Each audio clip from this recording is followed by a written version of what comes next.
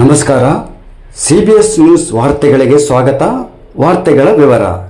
ತಿಪ್ಪೆಗುಂಡಿಗೆ ಸೇರಿದ ಪೌಷ್ಟಿಕ ಆಹಾರ, ಮಹಿಳಾ ಮತ್ತು ಮಕ್ಕಳ ಕಲ್ಯಾಣ ಇಲಾಖೆಯ ದಿವ್ಯ ನಿರ್ಲಕ್ಷ್ಯ. ಹನುಮಂತ ಕಂಬಾರ್ ಆರೋಪ. ಗಂಗಾವತಿ ಅಪೌಷ್ಟಿಕತೆಯಿಂದ ಬಳಲುತ್ತಿರುವ ಮಕ್ಕಳಿಗೆ ವಿತರಿಸಬೇಕಾದ ಪೌಷ್ಟಿಕ ಆಹಾರ ತಿಪ್ಪೆಗುಂಡಿಗೆ ಸೇರುವಂತಹ ಪರಿಸ್ಥಿತಿ ನಿರ್ಮಾಣವಾಗಿರುವುದು ಮಹಿಳಾ ಮತ್ತು ಮಕ್ಕಳ ಕಲ್ಯಾಣ ಇಲಾಖೆಯ ದಿವ್ಯ ನಿರ್ಲಕ್ಷ್ಯವನ್ನು ತೋರಿಸುತ್ತದೆ ಎಂದು ಕರ್ನಾಟಕ ರಕ್ಷಣಾ ವೇದಿಕೆ ಸ್ವಾಭಿಮಾನಿ ಬಣದ ಗಂಗಾವತಿ ತಾಲೂಕು ಅಧ್ಯಕ್ಷ ಹನುಮಂತ ಕಂಬಾರ್ ನಮ್ಮ ಸಿಬಿಎಸ್ ನ್ಯೂಸ್ ಟಿವಿ ಮಾಧ್ಯಮದೊಂದಿಗೆ ಆರೋಪಿಸಿದರು. ರಾಜ್ಯ ಸರ್ಕಾರ ಅಪೌಷ್ಟಿಕತೆಯನ್ನು ತಡೆಗಟ್ಟುವ ಉದ್ದೇಶದಿಂದ ಕೋಟ್ಯಂತರ ರೂಪಾಯಿ ವೆಚ್ಚ ಮಾಡಿ ಮಕ್ಕಳಿಗೆ ಪೌಷ್ಟಿಕ ಆಹಾರ ವಿತರಣೆ ಮಾಡುವ ಯೋಜನೆ ಜಾರಿಗೆ ತಂದಿದೆ.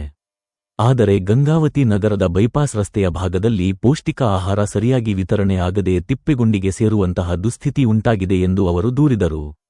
ಈ ರೀತಿಯ ನಿರ್ಲಕ್ಷ್ಯದಿಂದ ಸರ್ಕಾರದ ಉತ್ತಮ ಯೋಜನೆಗೆ ಕೆಟ್ಟ ಹೆಸರು ತರುತ್ತಿದ್ದು, ಸಂಬಂಧಿಸಿದ ಅಧಿಕಾರಿಗಳ ವಿರುದ್ಧ ತಕ್ಷಣವೇ ಕಾನೂನು ಕ್ರಮ ಜರುಗಿಸಬೇಕು ಎಂದು ಒತ್ತಾಯಿಸಿದರು. ಈ ಕುರಿತು ಸಮಗ್ರ ತನಿಖೆ ನಡೆಸಿ ತಪ್ಪಿತಸ್ಥರ ವಿರುದ್ಧ ಕಠಿಣ ಕ್ರಮ ಕೈಗೊಳ್ಳಬೇಕು. ಮಕ್ಕಳ ಆರೋಗ್ಯದ ವಿಷಯದಲ್ಲಿ ಯಾವುದೇ ರೀತಿಯ ನಿರ್ಲಕ್ಷ್ಯ ಸಹಿಸಲಾಗುವುದಿಲ್ಲ ಎಂದು ಹನುಮಂತ ಕಂಬಾರ್ ಎಚ್ಚರಿಕೆ ನೀಡಿದರು. ಸರ್ಕಾರ ಈ ವಿಷಯವನ್ನು ಗಂಭೀರವಾಗಿ ಪರಿಗಣಿಸಿ ತಕ್ಷಣ ಕ್ರಮ ಕೈಗೊಳ್ಳಬೇಕು ಎಂದು ಅವರು ಆಗ್ರಹಿಸಿದರು. ನಮಸ್ಕಾರ. ಕರ್ನಾಟಕ ಸರ್ಕಾರದಿಂದ ಮಕ್ಕಳಿಗೆ ಪೌಷ್ಟಿಕ ಆಹಾರ ಎಂದು ಕೋಟ್ಯಾನುಗಟ್ಟಲೆ ಅನುದಾನ ಬಿಡುಗಡೆ ಮಾಡಕ್ ಕುಂತೈತಿ. ಬಟ್ ಆ ಅನುದಾನ ಪೌಷ್ಟಿಕ ಮಕ್ಕಳು ಯಾರಿಗೆ ನಿರಶಕ್ತಿ ಇಲ್ಲದವ್ರ ಮಕ್ಕಳಿಗೆ ಅದನ್ನಂತ ಯೂಸ್ ಮಾಡದಂತ ಪದಾರ್ಥ ಇದು. ಅದನ್ನ ಯೂಸ್ ಮಾಡಿ ಅದ್ರ ಸಂಬಂಧಪಟ್ಟ ಅಧಿಕಾರಿಗಳು ಬಂದು ಇಲ್ಲಿ ತಿಪ್ಪೆಲ್ ಒಳಗೆ ಹಾಕಿದ್ದಾರ.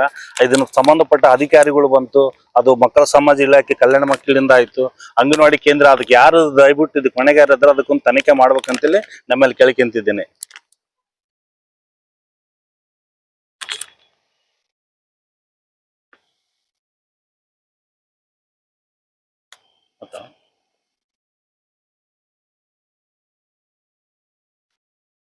ನಮಸ್ಕಾರ. ನಾನು ಹನುಮಂತ ಕಂಬಾರು, ಕರ್ನಾಟಕ ರಕ್ಷಣಾ ವೇದಿಕೆ ಬಳಗದಿಂದ ಮಾತಾಡ್ತಿರೋದು. ಇಲ್ಲಿ ನೋಡಿ, ಪೌಷ್ಟಿಕ ಆಹಾರ ಇದು ಕರ್ನಾಟಕ ಸರ್ಕಾರ ಮಹಿಳೆ ಮತ್ತು ಮಕ್ಕಳ ಇಲಾಖೆ ಅಭಿವೃದ್ಧಿಯಿಂದ ಬಂದಿರೋದು. ಇಲ್ಲಿ ಕರ್ನಾಟಕ ಇಷ್ಟೆಲ್ಲ ಮಕ್ಕಳಿಗೆ ಸಹಕಾರ ಪೋಷಣೆ ಅದು ಕೊಡೋಕೆ ಕುಂತೈತಿ. ಅದೆಲ್ಲ ಯೂಸ್ ಮಾಡೋದು ಬಿಟ್ಟು ಇಲ್ಲೆಲ್ಲ ತಿಪ್ಪೆಯಲ್ಲಿ ಹಾಕಿ ಹೋಗ್ಯಾರ. ಸುಮಾರು ಒಂದು 8ರಿಂದ 10 ಪ್ಯಾಕೆಟ್ ಇದಾವ. ಇದಕ್ಕೆ ಹೊಣೆಗಾರರು ಯಾರು, ಇದಕ್ಕೆ ಸಂಬಂಧಪಟ್ಟರು ಇಲಾಖೆಗಳು ಯಾರು, ಇದಕ್ಕೆಲ್ಲ ಸ್ವಲ್ಪ ತನಿಖೆ ಆಗ್ಬೇಕಂತ ನಮ್ಮಲ್ಲಿ ಕೇಳ್ಕೊಂತಿದ್ದೀನಿ.